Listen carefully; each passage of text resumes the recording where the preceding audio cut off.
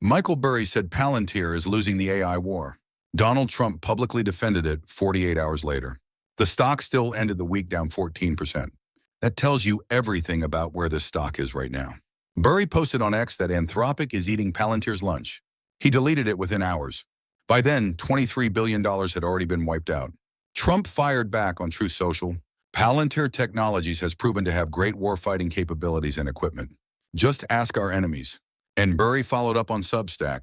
He is still holding the puts. He believes the fundamental value of this company is well under $50 per share. So here is the only question that matters.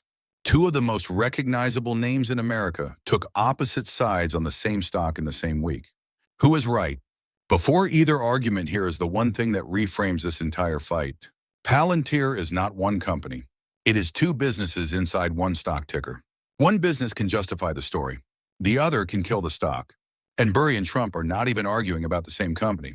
Business one, the government and defense business.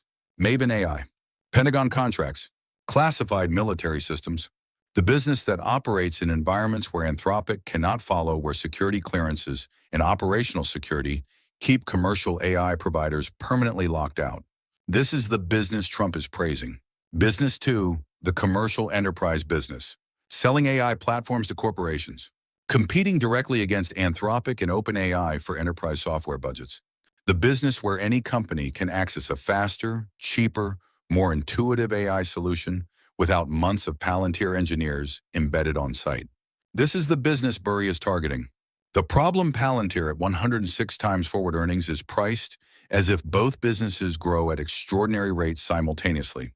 Keep that in your head. Here is exactly what Burry posted before he deleted it. Anthropic is eating Palantir's lunch. Anthropic went from $9 billion to $30 billion in annual recurring revenue in months. It took Palantir 20 years to get to $5 billion. Palantir can have government, which is low margin and small. Three things make this land. First, Anthropic's velocity is real.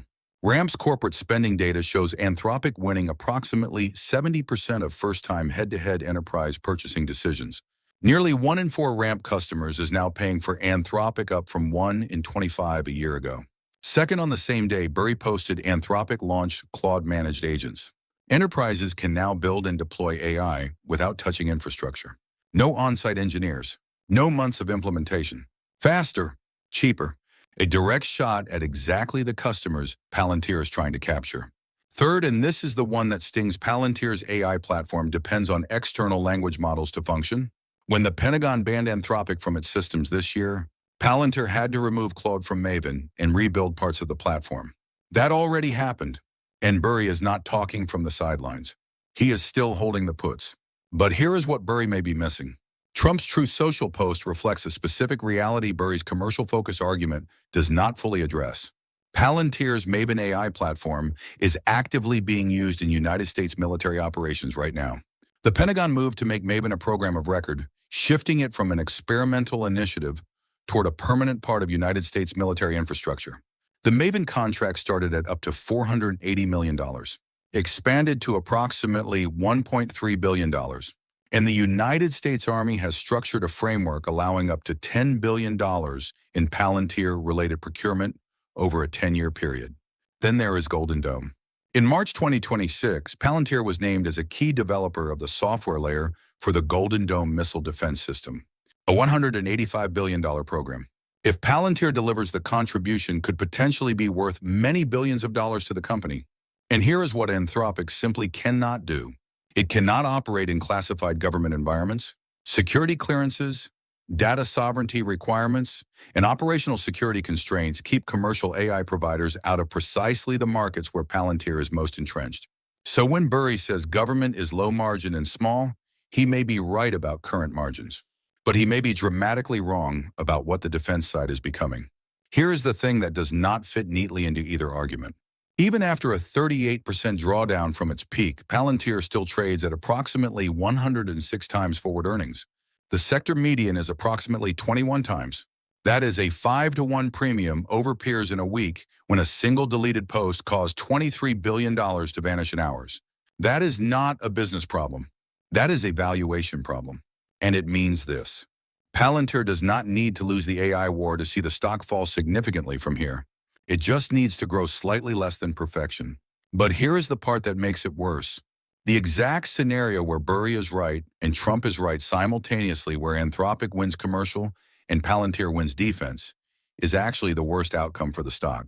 Because it means the high-margin dream gets replaced by a lower-margin reality. At 106 times earnings, that is the trap nobody is talking about.